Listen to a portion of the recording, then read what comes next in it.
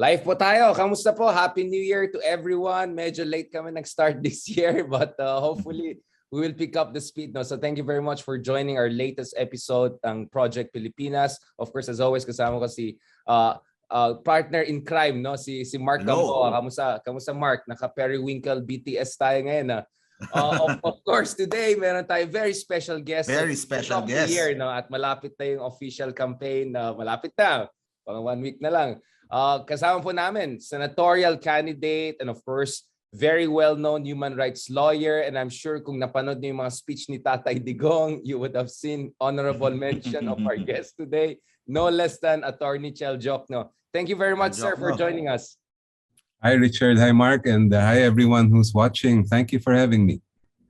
Maraming salamat po, sir. So today, medyo hopefully within the next hour or so, we have a proper long-form discussion, no? At gusto namin maintindihan talaga ano po yung advocacies nyo, ano po yung specific policy positions or laws you want to pass as a senator. Bakit mahalaga maging senator? Ano bang trabaho ng senator? I think a lot of people do not appreciate as much yung trabaho ng isang senator. But before we go there, gusto namin siguro pag-usapan muna some of the hot button issues recently, no? Maybe to begin with, Atty. Chel, ano pong take nyo dyan sa mga fast talk at saka yung mga presidential interviews, and na-excite na rin ba kayo for Senate interviews and all, hopefully later down the road? Well, alam nyo, maarangkada na itong darating na kampanya at umiinit na talaga yung mga labanan. I am very excited and I'm looking forward to the coming months. This is going to be the battle of our lives, I think, and we'll have to see how it will unfold. Attorney, yung no-show ng isang leading candidate, especially dun sa presidential interviews with Jessica So, and tagging leading world-class journalists as supposedly biased, is that something that is troubling to you? Is that something that should set off alarm bells, or was it just parang nagdadrama lang yung isang candidate? How do you read that situation? Well, that should be troubling to him because he really got a lot of flack for that. And you must face the music. You're going to run for the highest position in the land. Dapat talaga makilala ka ng tao at you have to go through the grueling question and answer that all candidates must go through. Alam naman niya yon. He's been through it before. So I don't really understand why they took that kind of position. And well, speaking of this person, of course, we're talking about former Senator Ferdinand Bongbong Marcos Jr., si BBM.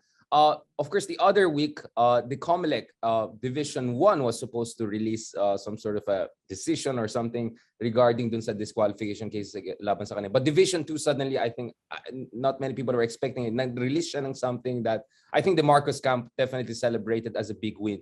As a lawyer, no? I don't think you're directly involved dun sa mga petitions na yan. Pero anong base niyo dun sa state of play in terms of Commission on Elections petition, yung petition against sa kanya sa Commission on Elections, and how the Commission has been acting upon these petitions? Ano po yung take niyo dun? Well, ultimately, it's really not the COMELEC that's going to decide this. It's going to be the Supreme Court. Yeah. Kung baga sa boxing ito, preliminary rounds pa lang yan sa COMELEC. The real fight is going to be in the Supreme Court. And if we look at what has happened so far, the merits have been laid out really, in my opinion, very well before the COMELEC. However, they chose to see it in a different light. Titingnan na lang natin kung yung Supreme Court will agree with them or not. Paano yan? Because by the way, of course, yung dinicide na is yung cancellation of certificate of candidacy, which is different dun sa ibang petitions na they have to be decided upon because disqualification naman sila. Because in the case of cancellation, if ever that happened, then tapos ng Marcoses would be out of this race. But in this case, even if he'll get disqualified, pwede pa rin mag-replace, diba? Pwede si Amy, pwede si even Imelda, right? Just in case. So he cleared some hurdle, but the petitions that are left, my understanding is that the burden of proof for the petitioners is a little bit lower. Parang in a sense, yung sa Division 2 case, parang mas mahirap yata daw yung case na yan for the petitioners. Anong basa niyo? What is your legal assessment of this issue, at least objectively, no, putting aside the politics of this? Well, you're right, Richard. The biggest consequence of the cancellation of COC would have been that he wouldn't be considered a candidate at all. Therefore, no substitution. Right. And that's not the same when it comes to disqualification. In terms of the grounds, although they are related, I would tend to agree with you that the burden is a bit easier when it comes to disqualification than when it comes to cancellation. And Attorney Chel, what is your read dun sa Division 2? Medyo mahaba-haba di ba? Yung tapos meron pa yung isa pang supplementary na na release ng isang commissioner diyan. Anong basa mo diyan? Should we read too much into it, or is that just a standard pro forma thing that anong basa niyo diyan? Well, tingin ko they realized the importance of the case, and they wanted to show na talagang pinag-aralan nila ng maigi yung kaso. Kaya humaba talagang mahaba yung mga opinion nila. Right. But like I said earlier, hindi pa naman sila mga justice ng Supreme Court. So, Supreme Court talagang magde-decide niya. But Attorney Chel, if Division 1 also strikes down the petitions for disqualification, hindi ba dapat tapos ng laban? How does this go to the Supreme Court? I mean, di ba my understanding is it goes to the Supreme Court if, let's say, Division 1, at least the majority there goes against him, right? I mean, why are you seem cautiously hopeful that eventually this will go down to the Supreme Court? Why wouldn't my this cut down? My understanding is that the aggrieved parties, whoever they will be, at the end of the COMELEC process, will have a chance to go up, to bring it up on certiorari. And your stance is, because we have some of our good friends and lawyers, I think Attorney Lavinia, for instance, said that this is fundamentally a political question or something like that. And I think some people were saying that maybe Supreme Court will try to kick the can down the road. Anong basa ni John? Does Supreme Court have a mandate on these issues? And is this a Supreme Court that we believe can handle this issue in the best way possible? Well, I think we have to separate the two. It's both a legal issue and a political issue. Right. The issue of the cancellation of a certificate of candidacy or disqualification, legal issue yan. If ever those hurdles are overcome, then the political issue is what will be the will of the people come May 9. And in terms of how the Supreme Court is going to rule on this, it's going to be very difficult to predict.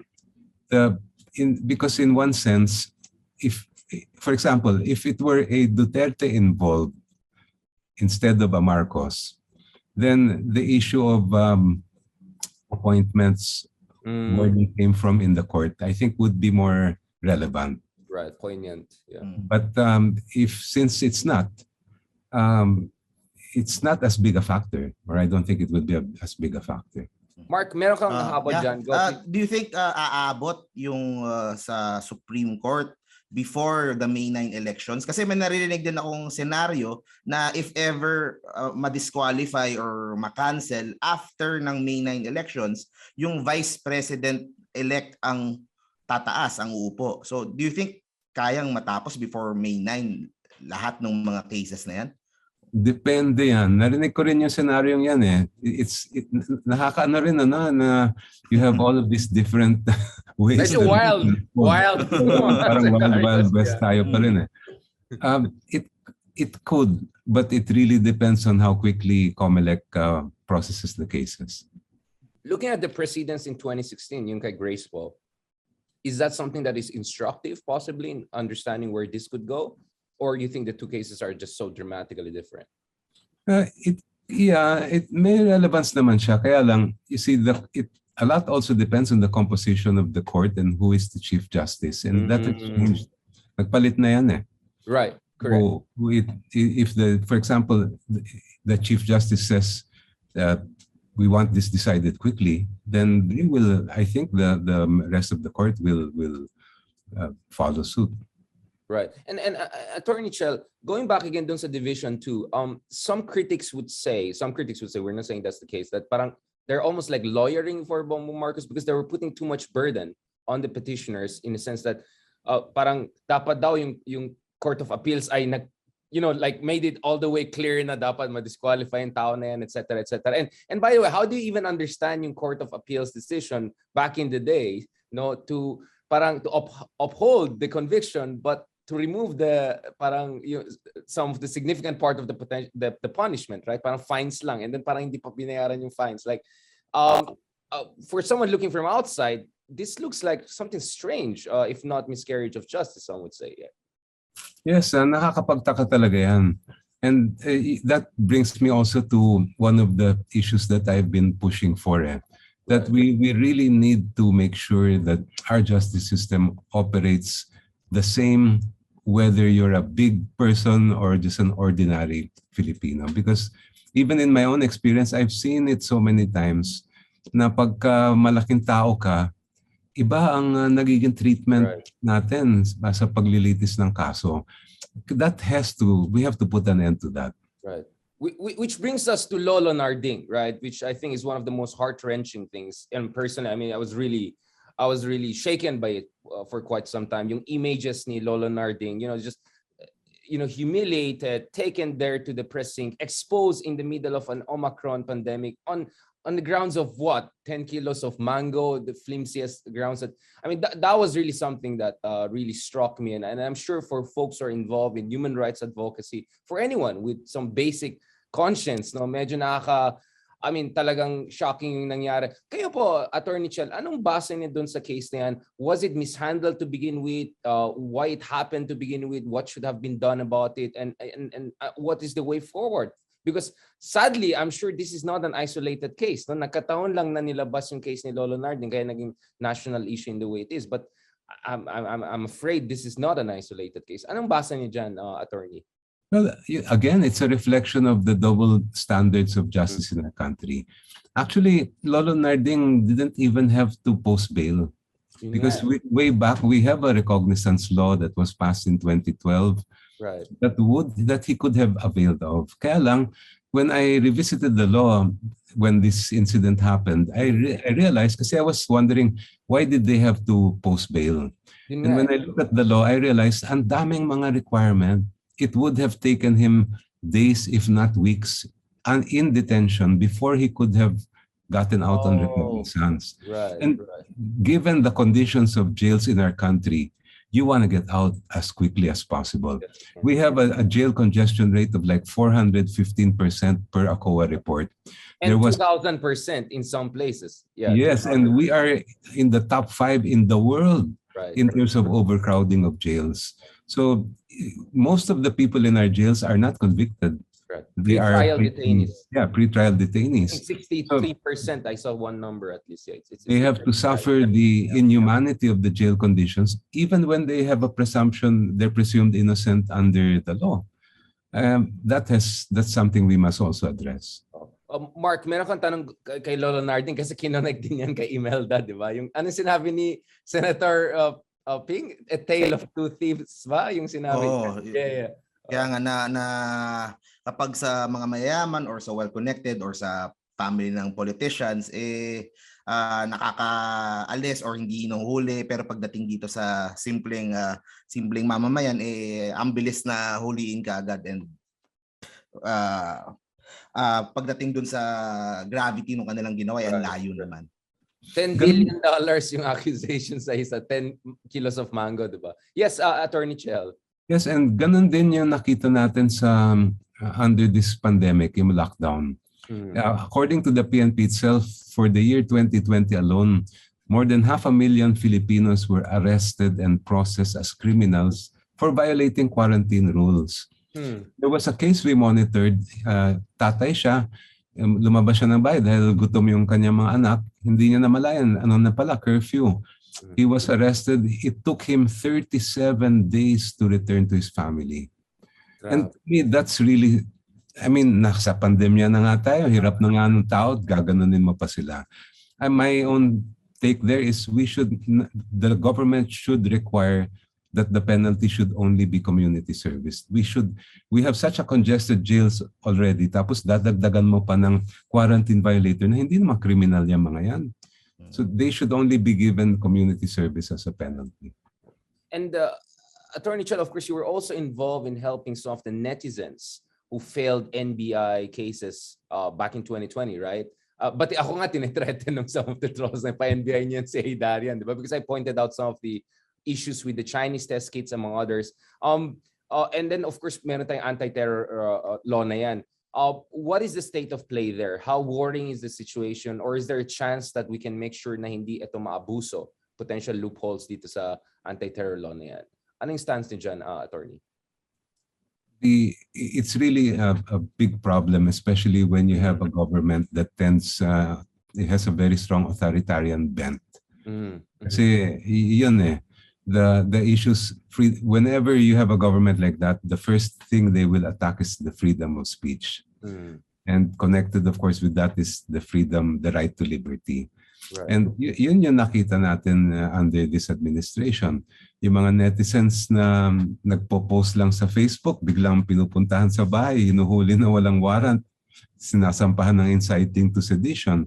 Clearly, that was intended to create a chilling effect on the other people who go online and who express their opinions. It was really not against the two individuals. And if you look at it, when their cases reached the courts, the judges did not hesitate to throw them out. So sa akin, ang purpose nun, really, they didn't really care about getting a prosecution or conviction. They just wanted to put a scare on people. Yeah, parang chilling effect. I think that's the term been used, yung chilling effect. Ikaw, Mark, I mean, you're a blogger and you're quite active on that. Anong basa mo dun sa mga issues na yan? Is there a question you have also for Chel on that? Ang gusto ko lang din itanong kay Attorney Chel, where do you stand doon sa pagdating sa mga trolls and sa mga fake news? How do you balance it, of course, doon sa ating cyber libel na batas? And how can we solve yung pong problema natin sa social media? Of course, without violating yung human rights and freedom of speech ng mga kababayan po natin online. Yeah, is there a democratic way to regulate? I mean, I don't even know if the term regulate is proper. Kasi meron naman tayong libel law, cyber libel, etc. How do you balance? Yeah, we have all these disinformation networks which are poisoning the wellspring of democracy, right? Democratic discourse. Anong stance niya, Attorney Chel? Well, first of all, when it comes to libel, I have long been pushing that we decriminalize libel, that it becomes civil liability only. May malaki pa rin deterrent yan, and you have to pay out of your own pocket if you libel somebody. That's how it's done in so many countries. When it comes to trolls and fake news, I think we must find a way to hold the social media platform owners accountable, because it's their algorithms that promote that. Right.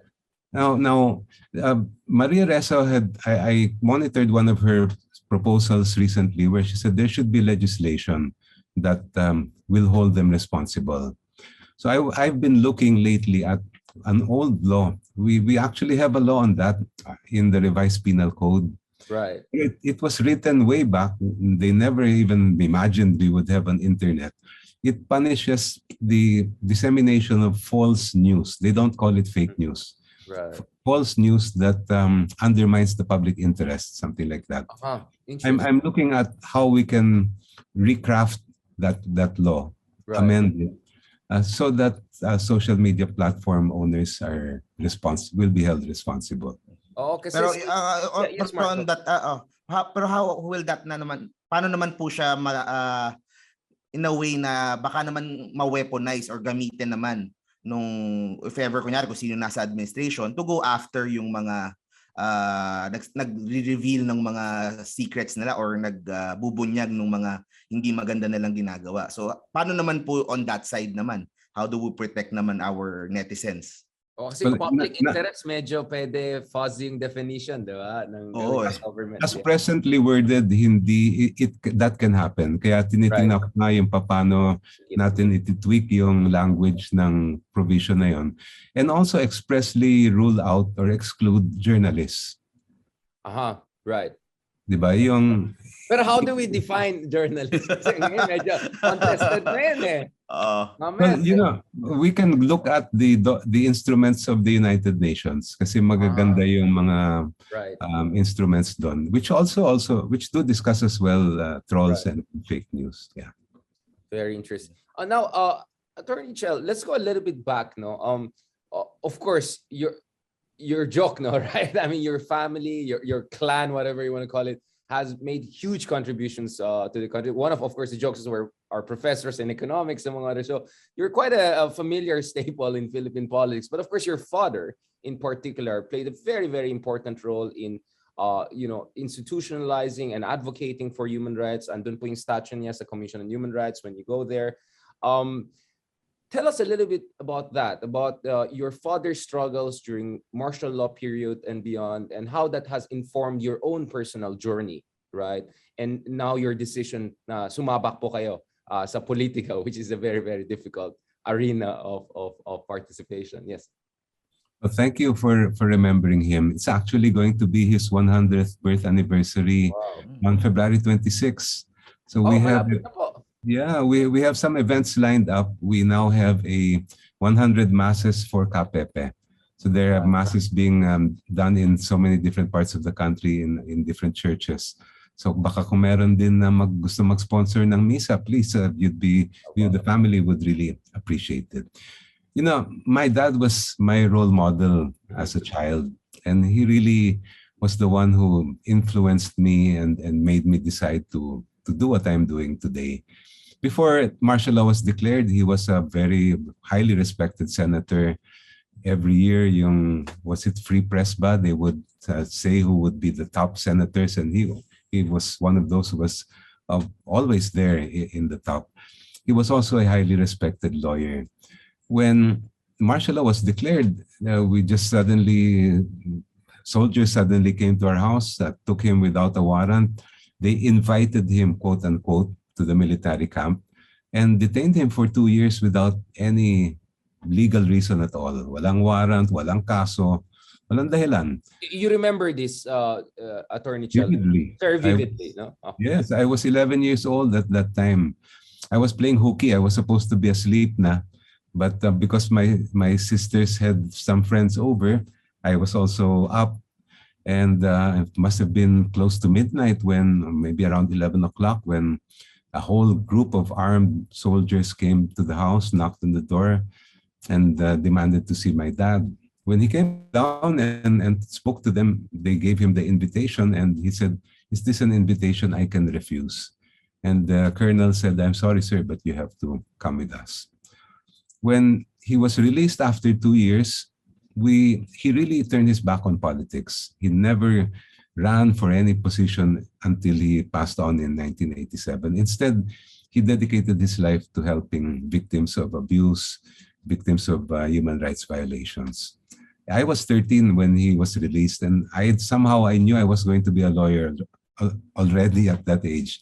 I would go with him. So pag may hearing siya sa mga military courts, ako nagdadala ng bag niya, nakasuot din ako ng barong, polo barong. And every summer, I would clerk in his law office. So he was my mentor, my role model, my inspiration. And the legacy he left really was one of the rule of law, of human rights, and of how to be a statesman in government. Kapepe, di ba Justice Secretary din si Kapepe at one point? Wasn't he also the Justice? Yes. Yes, so he had a background talaga in dealing with this issue at the highest level of government, right? Aside from his work in Senate. That's what rocketed him to fame in the early part of his career, because he was appointed by then President Macapagal, yes, correct, Secretary of Justice. He began an investigation that led to Harry Stonehill, right, who was then exposed in terms of issues of tax and smuggling. Right. And the trail led all the way to the palace. But before it could reach there, Stonehill was deported. Yeah. And then my father's, according to the administration, resigned, and his resignation was accepted when he never actually resigned. Mm-hmm. So he was booted out. Right. And because he exposed the networks of corruption and yes, inside the system. And of course, the Americans back then had very much influence on it. By the way, Kapepe, just to clarify, kasi kami sa North, mga Ilocano, they always say Marcos was such a genius, blah, blah, blah, nag-aral lang sa preso, naging top-notcher. But I know for a fact that Kapepe, he taught both accounting at saka even law school, right? I mean, the bar, I'm sorry. Without really going through the training full on. I mean, that's insane. Can you tell us about it? I'm not saying na payabang ka, but that was an incredible human feat, no, I would say, in terms of his achievements, right? Yes, he topped the CPA, and Right. then because of the war, was not able to complete his law studies. He only got to reach, if I'm not mistaken, up to second year. At that time he was mentored by his father, my grandfather. Right, He was also a lawyer, and was given permission by the court after the World War II to take the bar, even if he had not completed his entire legal right. education.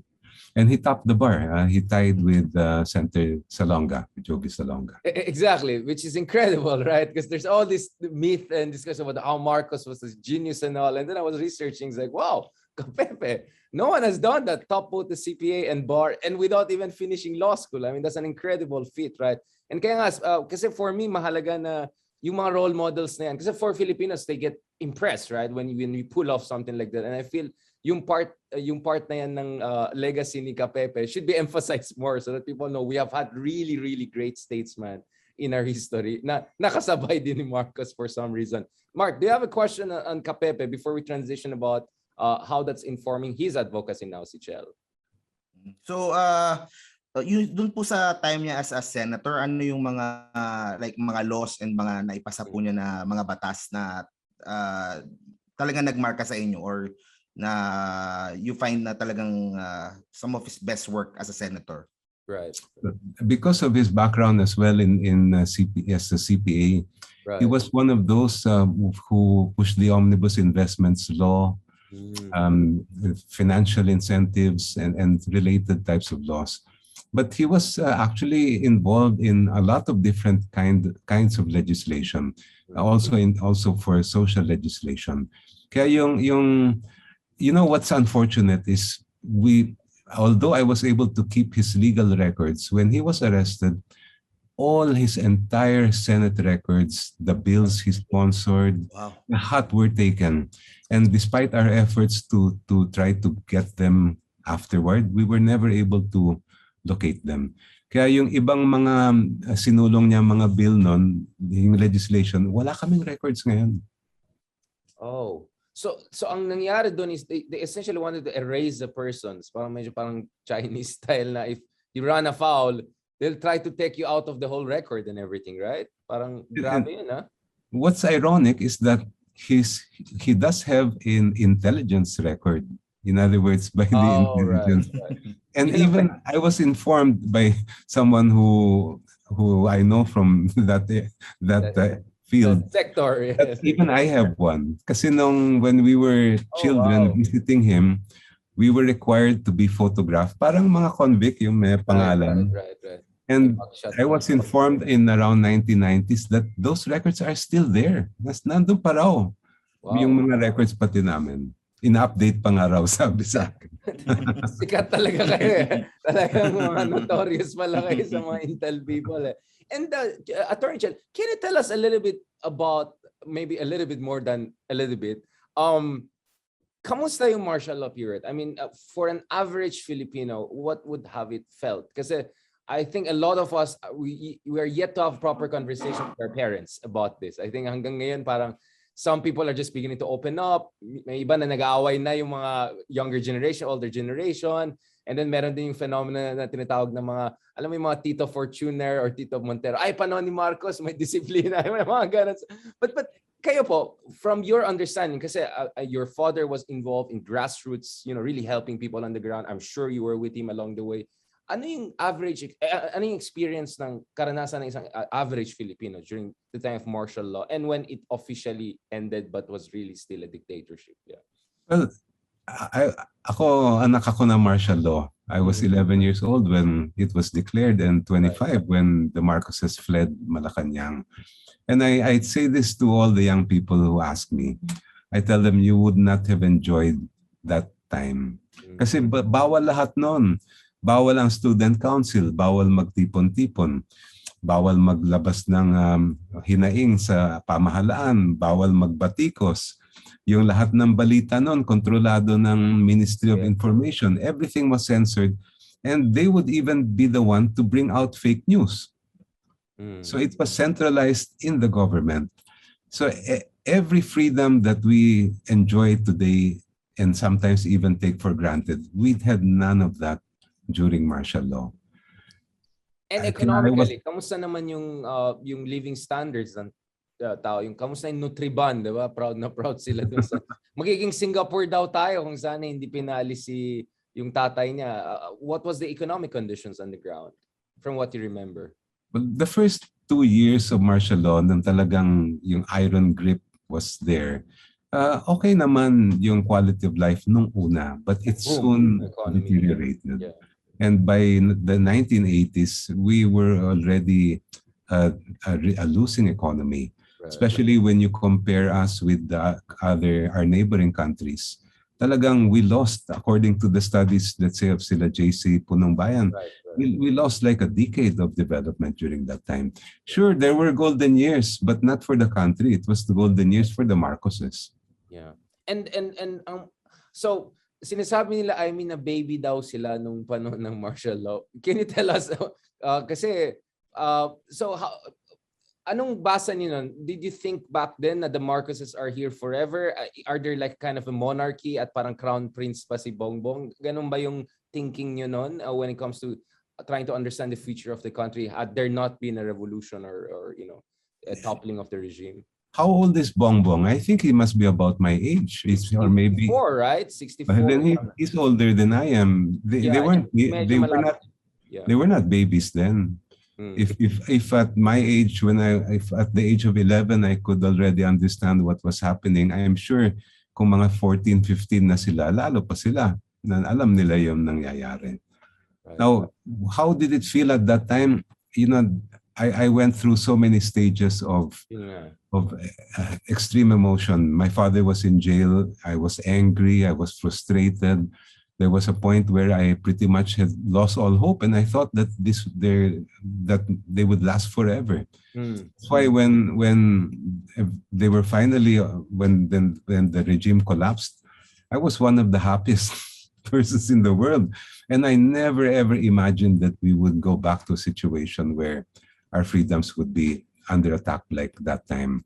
And that's why when it started to happen again here, that's the time that I said, hindi ko na kayang manahimik lang. Right. I have to do something about it.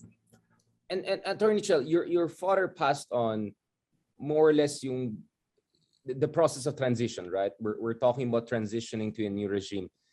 In retrospect, or maybe compared dun sa impression mo nung una and then in retrospect, what went right, what went wrong in the transition from the Marcos regime to the post-Marcos EDSA regime? Because many people are saying na mukhang there are some systemic structural problems and we're now beginning to pay a price for it. Baka may pagkakulang in terms of ensuring we'll have robust political parties, baka may loopholes dun sa saligang batas na pwede natin amendahan, or there were certain political decisions that perhaps did not help to bring about and the full fruition nung promise ng EDSA.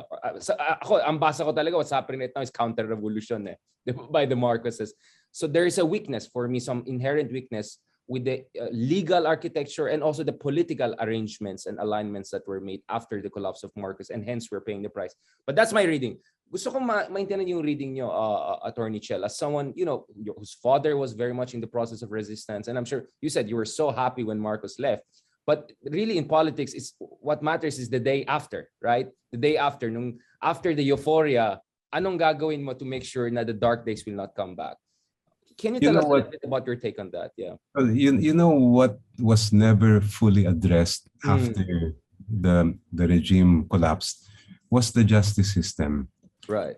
And this is one aspect of martial law that is hardly ever even talked about. Marcos passed 1 week after he declared martial law, he issued letter of instruction number 11, requiring all members of the judiciary to submit letters of resignation. Hawak-hawak lang ni Marcos yon. The minute he heard about you coming out with the ruling that was against his government, all he had to do was accept your resignation. So by that one instruction, he stripped the judiciary of its independence. Hindi siya nakontento doon. About 4 months later, he changed the constitution. And in the 1973 constitution, he inserted a provision that said that all members of the courts up to the Supreme Court will remain until their age of retirement unless he decrees otherwise.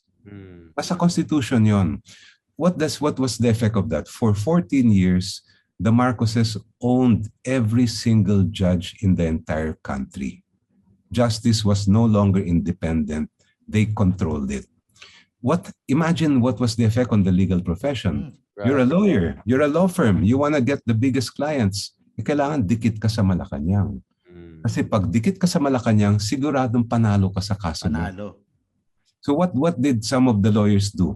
They created networks with the Malacanang, networks with companies, networks with jail officials, police, etc. Unfortunately, those networks were never dismantled, and some of them still operate today. Right. And that's why there are two kinds of lawyers in our country today. Lawyers who really fight cases on the merits, and lawyers who just fix cases. That's the way, that's the reality. And you can lay the blame on the Marcos dictatorship. Sila ang nag-create ng ganun klaseng justice system.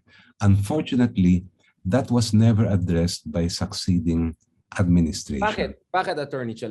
Was it lack of political will? Was it lack of appreciation of the gravity of the problem, combination of them? Can you tell us a little about that? To give credit to the Cory Aquino administration, they did try.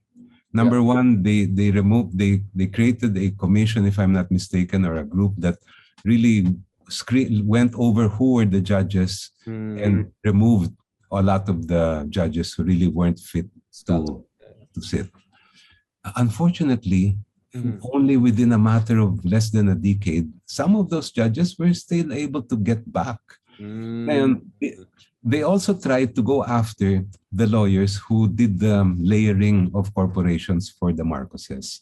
Unfortunately, again, the Supreme Court in the case of the Regala case said that lawyers enjoy lawyer-client privilege, and therefore, strangely enough, the conclusion is they cannot be sued by the PCGG, which to me is parang ang layo nun, dalawang bagay na yun.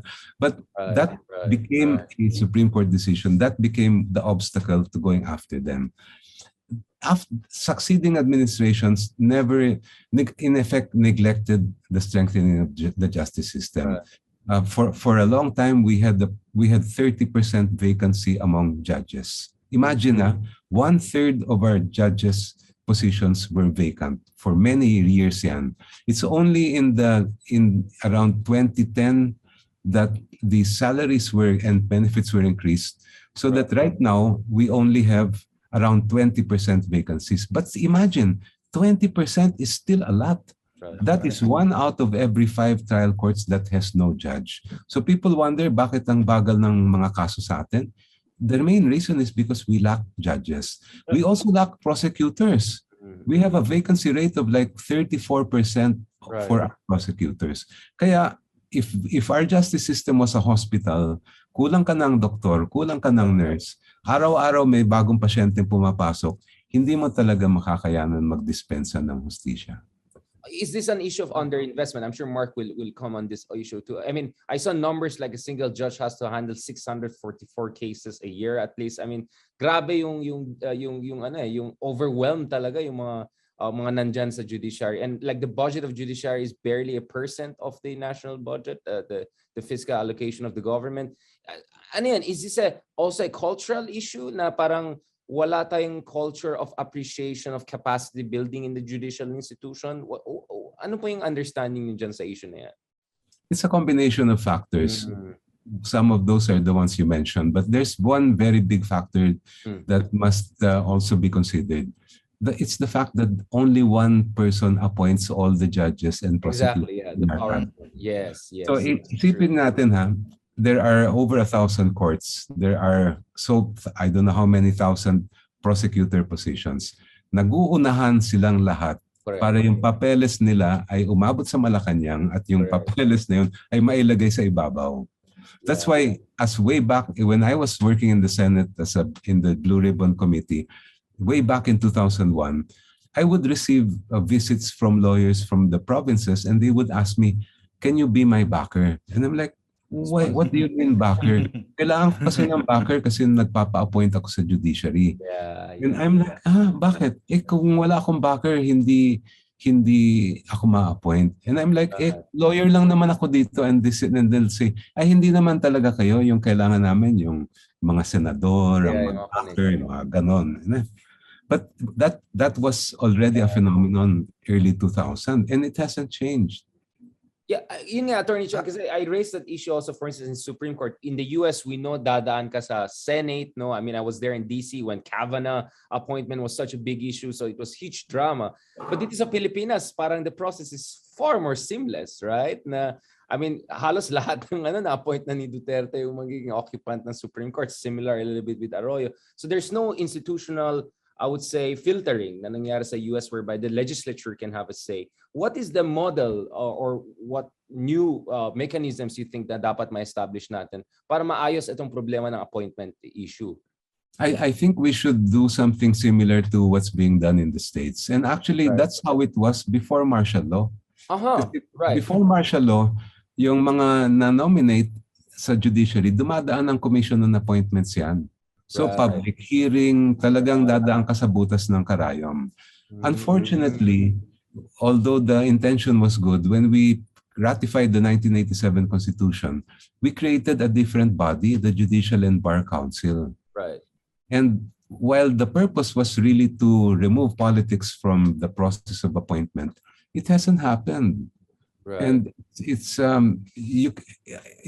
really, it has not achieved its intended purpose. Right. So the intention was good para hindi magiging circus yung appointments issue, right? But in the process, you also removed potential necessary filter and public scrutiny na dapat kailangan, lalong-lalo na for Supreme Court justices, di ba? Ikaw, Mark, anong basa mo dyan? I mean, anong understanding mo dyan sa issue ng judiciary natin at saka yung problema sa mga korte, etc. Kasi ikaw... Parati ko sinasabi dito sa mga episodes natin na a lot of our problems diyan naka-root, it goes back sa justice system eh. Like for example, yung corruption, 'di ba? Like sa election, yung mga vote buying na yan, for example, 'di ba? Kasi walang nakakasuhan, walang nakukulong, So ang tanong ko po, Attorney Chel, if ever you win a seat sa Senate, how do we start to solve that? How do we take the money out sa ating justice system na hindi po ang term nga nila ay pera-pera? Paano po ang mga solusyon na pwede po nating gawin? Yeah. Ang gusto ko sanang isulong ay isang batas na ililipat natin yung mga kasong pera-pera lang, yung mga kaso ng mga negosyante halimbawa, sa arbitration. May precedent na tayo dyan. We've been doing it for decades already in the construction industry. All we need to do is to expand that to cover business disputes. What's the advantage of arbitration? Unang-una, mabilis. I have handled several cases in the construction industry. 1 to 2 years, tapos na lahat. The whole case, hanggang appeal, tapos na lahat. Second, you cannot say the bias yung judge o yung nabili yung judge sa arbitration because the ones who decide who will be the judge, yung namimili ng judge, yung mismo nag-aaway na panig. So they cannot say bias yung judge kasi sila ang pumili eh. Right. Third, pag maalis natin sa court yung mga kasong pera-pera lang, mawawala yung malaking temptation for corruption. And fourth, pag maalis natin yung mga kasong yan, mababawasan ngayon yung court docket nila, which will give them the time they need to pay attention to the ordinary people's cases, criminal cases especially. Yeah. So yun ang ika. The other thing I want to do is to strengthen our barangay justice system. Maganda sana yung mga barangay justice natin eh. Nasa local government code yan, yung mga lupang taga-pamayapa, pangkat taga-pagkasundo. Their purpose is pag nag-away yung magka-barangay o magka-syudad ay... Like Lolo Narding, di ba? I mean, that could have been resolved at the barangay level, di ba? Yung magkasundo na yung mga panig, doon pa lang sa barangay para hindi na umabot yung kaso sa court. What's the problem? Although the mechanism is there, they aren't empowered. They don't have the training. They don't have access to a lawyer. They don't have the resources and even compensation. So ang isa kong gusto mangyari ay ma-amendahan natin yung batas dyan. what I would like to happen is that dapat may libreng serbisyong legal sa bawat baryo. So we can amend the composition of the lupong to include a lawyer who will provide assistance to all the arbitrators there, and also accept questions and consultation from the residents. So why am I doing itong proposal ko nanggaling sa experience ko. In April of this year, I opened the free legal help desk on my Facebook page because so many people were sending in legal queries. I created a team of young lawyers to help me. You know, in the span of 6 months, we received almost 20,000 questions from ordinary people. They did not have access to a lawyer. Wala silang makausap na abogado kasi ang laki daw ng bayad, ang hirap hanapin, etc. etc. So sana mangyari na magkaroon tayo ng libreng ganon consultation on the barangay level. Barangay. Grassroots talaga. You know, not everyone naman who needs to talk to a lawyer needs a lawyer. Sometimes all they need to do is, paano ko ba ipoprocess yung inheritance, yung iniwan na lupa ng aking ama na namatay? So it's only if they really need legal representation, then we created a system where we would refer them. So you're a victim of a sexual offense, you really need a lawyer, i-refer namin sila sa appropriate na lawyer or law organization. So parang the goal po is to bawasan yung pong mga kaso, yung mga cases na nandun sa ating mga korte at yung mga lesser ones ay ma-solve na po on a barangay level or arbitration. So yun po so we can focus doon sa mga mahalagang mga kaso talaga, mga criminal cases talaga. So parang ganun po yung point. Then going back to the case of Lolo Narding naman, meron din akong gustong i-push na law. I call it the Alternative Penalties Act. Kasi nga, we have just too many people in jail. We should start allowing punishments like community service, like in the US, right? Yung home detention, na lalagyan ka ng electronic monitoring instead of spending your sentence in jail. Yung mga tinatawag na suspended sentence on the condition that you do not commit any other crime. Wala kasi tayong mga ganun sa batas natin. So these are being done in other countries. It's time that we adopt some of them here. Right. Richard, may tanong din ako kay Atty. Chel.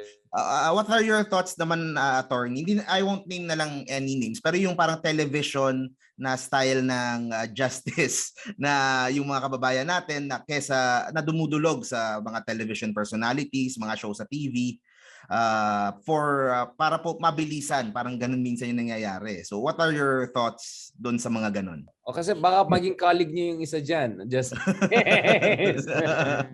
well, that phenomenon is not only here in our country. That has also happened in some other countries, particularly in in South America.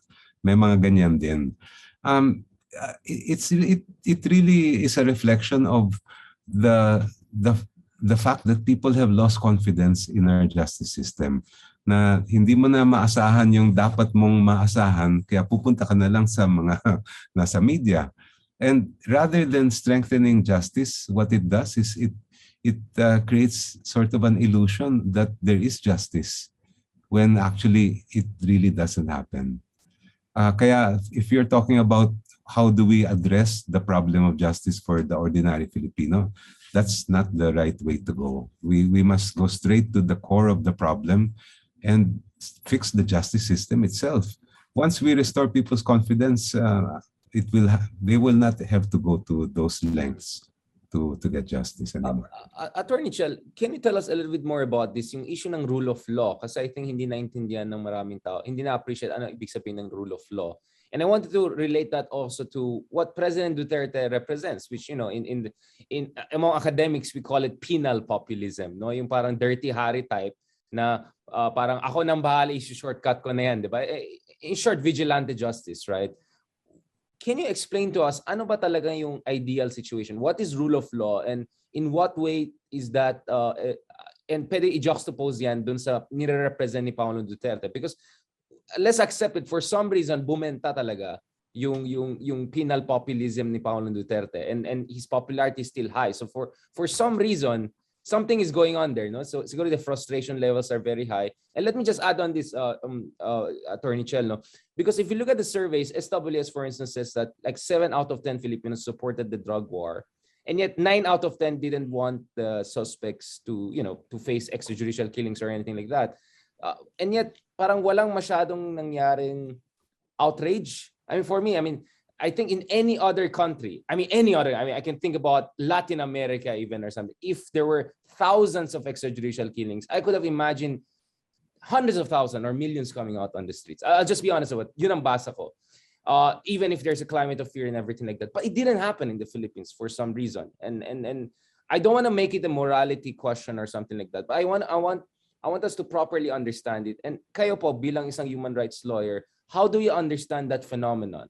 Na mukhang there was no outrage, or I would say proportionate expression of discontent or outrage, despite the reports of tens of thousands of extrajudicial killings in the past few years. And then relate that to the rule of law issue, of course.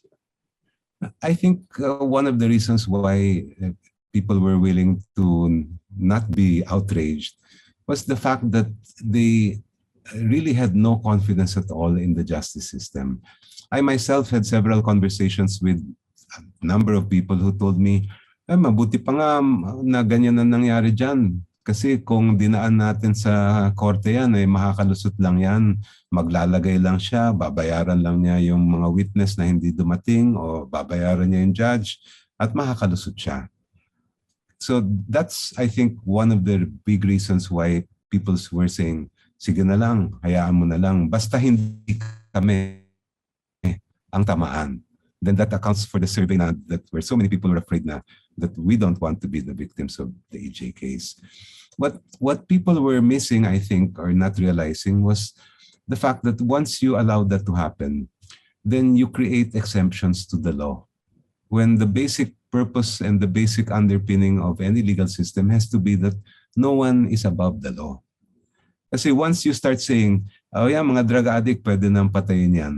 Then ngayon meron ka ng category ng tao na hindi na kailangan idaan sa korte. Wala nang due process.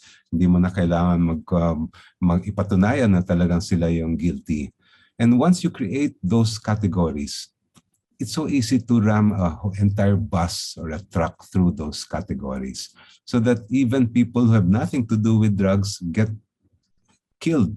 And even people who are totally innocent, in fact, tumutulong pa nga sa iba ay doon na lang dinadaan na rin sa EJK sila dahil for one reason or another, the government doesn't like them or some people in authority don't like them.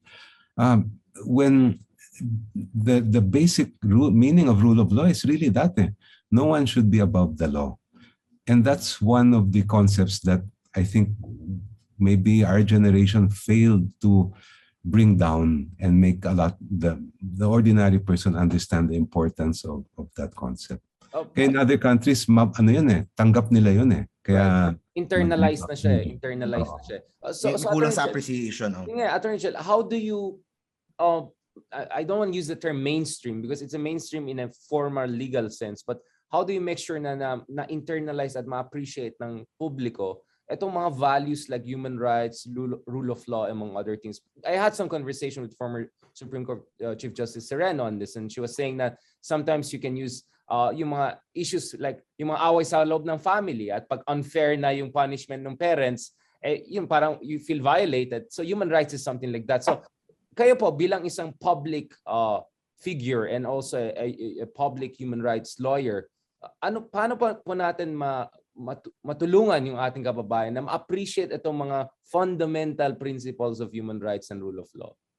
Dapat isama natin yan sa basic education natin, sa curriculum, so that even in the formative stages of life, the ordinary Filipino gets to understand why rule of law is important, why human rights are important.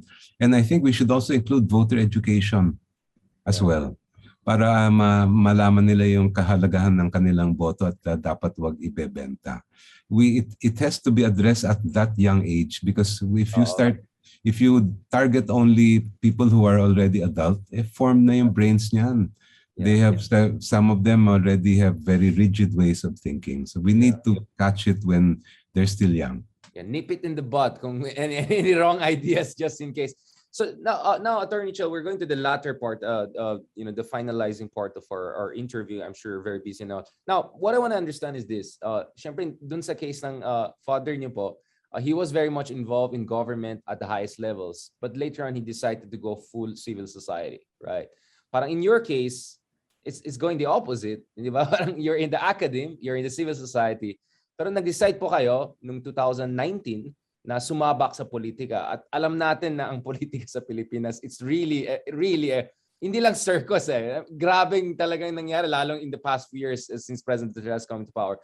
What gave you the courage, audacity, or the sense of purpose and sense of urgency na kailangan directly sumabak kayo sa politika? And if you also have an advice for other people who have good intentions, but for some reason they want to keep away from politics, why should you get your hands dirty in that sense, no? By entering this arena of extreme competition and circus-like dynamics? I had several reasons that really pushed me to make that decision. Number one, it came to a point in my being a lawyer and a human rights defender that I realized that the problems of the justice system could not be addressed by fighting it out in court, in individual cases, kasi systemic na yung flaws eh. And if you want to fix those flaws, you have to have a hand in how government operates. You have to have a say in how laws are passed and how laws should be implemented. That's one. The second is, I was already very comfortable as a teacher, as someone fighting for victims of abuse, as a human rights defender, as a educator. Okay na ako, masaya na ako doon. But when I realized that the very democracy that we were operating in was under siege, it came to a point where I said, hindi na ako pwede manahimik. If I will be complicit if I just don't get involved. Right. And how can I say complain about what's happening if I'm not willing to put my own person up there and say that I complain about politicians, then do something about it. O di ibig sabihin, you should also be ready to get involved. Yeah. And that's what led me into this arena of politics. And Attorney Chel, of course, you got a lot of traction lalo dun sa mga TikTok mo, and si Mark parati niya mention na. Yun ako magtatanong. Go, kasi Mark. ito, I always mention pag I mention you sa aking channel, parati kong pinupuri yung inyong naging TikTok strategy. And kasi isa kayo sa mga una who are very active in TikTok. And look what's happening now. 'Di ba? A lot of yung mga misinformation, yung mga sa TikTok binubuhos. So you were right. You were right na to start early doon sa TikTok and doon makilala. So can you tell us more what made you decide to go into this? Sino ang nagturo sa inyo doon sa TikTok, and paano yung naging buong process noon? Well, it was really ano sabi nila, necessity is the mother of invention. Desperation. when a person's resources are limited, you look for all the different ways that you can get your message delivered in a way that you can do it without having to spend a lot. Kasi talaga naman hindi ako tulad ng ibang mga kandidato na sobrang dami yung pera nila. And we were already doing a lot of social media before, and it occurred to us, sabi namin, why not try TikTok? And when we first started talking about it, sabi ko, ang laking challenge niyan kasi you have to be able to deliver a message in a really short period of time. But I said, sige, why not? Subukan natin. At least it will also expand my own abilities. So we tried, we did a few, and when it came out okay, we continued to do that.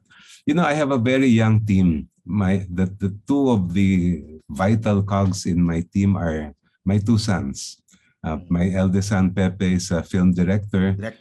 Right, exactly. My other, the son next to him in age, is really good in terms of social media platforms. Right. So I listen to them a lot talaga.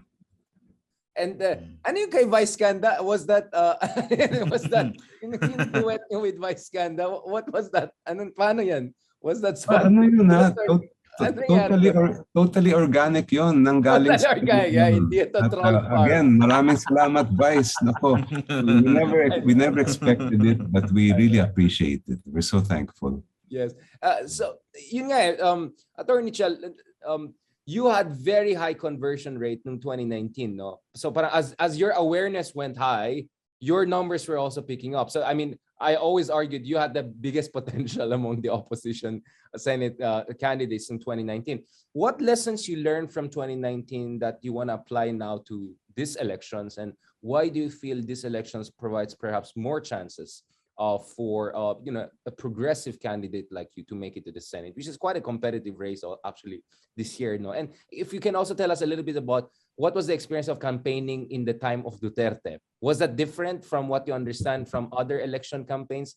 Iba ba? Is our elections as really as competitive and democratic as it's supposed to be? Can you tell us a little bit about that, Attorney Chel? What lessons did I learn? Basically everything. I was a total newbie in 2019. Talagang I'll be the first to admit I knew next to nothing about politics. But at the same time, I also consider myself a fast learner. Right. What we lacked pretty much everything in 2019. We didn't have a network on the ground. We started late. We had the best, I think, feature that we had was we had very consistent messaging. And very good messaging. Yeah. So tinuloy namin yun, pero in-expand namin, and I'm very happy to report that we have a very good ground network now. And I have so many volunteers. Umabot na kami ng 15,000 more or less who have signed up as my volunteers all over the country. So we have organized them. I meet them regularly online. Whenever I have a chance, when I go out on sorties, basta't pwede mag-sortie, I make it a point to meet with them separately from the events I have. And aside from that, I also have a really great team. So all of this has led me to be much more optimistic, and I believe more capable this time around than 2019. Mark, may tanong ka ba dyan dun sa mga campaign strategy ni Attorney Chel? Yun nga, how do you make up doon sa like yung layo ng budget ng mga, alam naman natin yung mga ibang tumatakbo, yung kanilang television budget na lang runs hundreds and millions. Air war. Yung sa air war. Air war. So how do you counter that? Paano nyo po planong para to make up ground doon sa kakulangan sa budget pagdating po sa mga ganun? Well, I intend to do triple and quadruple time. Kasi yung tendency ng may malalaking budget, they're very complacent. Right. They'll try to let their money do all the work for them. Since I don't have that, it's got to be my own effort and the efforts of my volunteers and my team. And we are all ready, we're all willing to get it on. Come next week, ano na yan? February is really it. Yes. When we started everything. Lapit na. May question din ako, Attorney Chel. Kasi syempre, alam natin, we always talk about na we all have our own echo chambers, di ba? Minsan, nakakausap natin, puro yung mga same ideas natin, same party natin. Pero ito yung tatanong ko sa inyo, Attorney Chel. For example, kung may nanonood sa atin na Duterte supporter, or sa channel ko, for example, Isko supporter, or Bongbong supporter. So why should they include Chel Diokno dun sa kanilang listahan ng mga iboboto? Bakit ikaw ay senator para sa lahat ng Pilipino regardless ng kanilang ideology? Like for example, sa channel ko, Attorney Chel, maraming mga base ni Isko Moreno. So why should we include Chel Diokno dun po sa aming senatorials, senator na iboboto? Salamat, Mark. Sa loob ng 30 taon na ako'y nagbibigay ng libreng serbisyong legal sa mga nangangailangan, hindi ako namimili ng kliyente. So kahit sila ay maka-Isko o maka-Manny Pacquiao o kahit sino pa o kung ano man ang kanilang politika, wala akong paki doon. Ang paki ko lang ay kailangan ng hustisya ng lahat ng Pilipino. At yan ang dadalhin ko sa Senado. Palagay ko, tama, nagsawa na tayo doon sa mga sobrang divisiveness ba dito sa atin na kaysa ganito ka, dilawan ka, pulahan ka, kung ano-ano ka pa. Tama na yan. Kailangan magsasama-sama na tayo para maangat ang buhay ng lahat. Kasi total, yun naman ang gusto natin lahat eh. Kaya Attorney Chel, hindi ka nag-pink or dilaw or naka-Tiffany blue. Ano yung kulay ulit ni Attorney Chel? Is it parang periwinkle or yung pala Tiffany blue or something? Kasi nakita ko yung ibang campaigns nyo na kahit kasama niyo yung ibang group na may certain color, kayo stand out kayo kasi iba yung suit niya. Can you tell us about that? Is that a statement? Is that your ideological outlook? How is it? Well, I think it's a reflection of who I am. I have always considered myself as my own man, and I make my own decisions, and I just don't go with the crowd. You know, whatever I think is right, regardless of whether it's popular or not. At one thing I inherited from my mom and my dad was you have to really make sure you never compromise your principles. Siguro try natin i-wrap up, but before we go, siguro mag-fast talk din tayo, Mark, ng malaman. Sige, papahirapan natin ang content. But before we do a short, siguro fast talk, we'll just say something and tell something. Ano pong gusto niyong gawin pag nasa Senado na kayo? If given the chance, ano yung mga priorities niyo sa Senate, and why do you think it will be huge impact at malaking tulong sa ating taong bayan, lalo na sa panahon ng pandemya? Well, kailangan natin ng mga batas na talagang makakaangat ng buhay ng ordinaryong mamamayan. Yung isa ko gustong isulong halimbawa ay mag-pass tayo ng isang pandemic management law. Kasi nakita natin na imbis na gamitin ng siyensya, gamitin ng mga expert natin sa information technology, ang naging approach ng administrasyon ay kamay na bakal. Ang problema, hindi naman natin kalaban ang armadong sundalo dito sa COVID-19, ang kalaban natin ay virus. Dapat ibigay natin sa mga expert yung nakakaalam sa health, yung nakakaalam sa virus, yung nakakaalam din sa information technology para mapunta na tayo sa new normal. Hindi natin mabubuksan yung ekonomiya, hindi natin maibabalik ang ating kabataan sa eskwela hanggat ganito pa rin ang pag-manage ng pandemic. Kita nyo naman, yung vaccination rate halimbawa, nasa bandang 50% pa lang tayo. Samantalang yung ibang bansa, 70%, 80%. Kaya madali na silang mag-new normal. Tayo, hindi pa rin. And these are things that any government, if they took a rational, scientific approach, would have already done. Public health ang orientation, hindi securitization, no? And Attorney Chel, why is the job of a senator important? Kasi parang minsan feeling ko masyado na-appreciate yung executive, yung mayor, yung presidente, lalo-lalo na sa panahon ni Pangulong Duterte. Pero parang minsan hindi masyado na-appreciate yung trabaho ng legislators, including the senators. Bakit po mahalaga ng trabaho? How can a single senator make a difference in a way that is important for our democracy and the welfare of our people?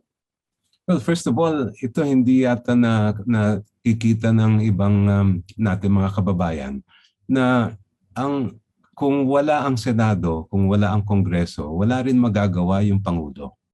Ang dapat kasi nagsiset ng polisiya, ang nag-establish kung ano yung gagawin, yung tinatawag natin na batas, ay nanggagaling sa Kongreso yan, both the Senate and the lower house.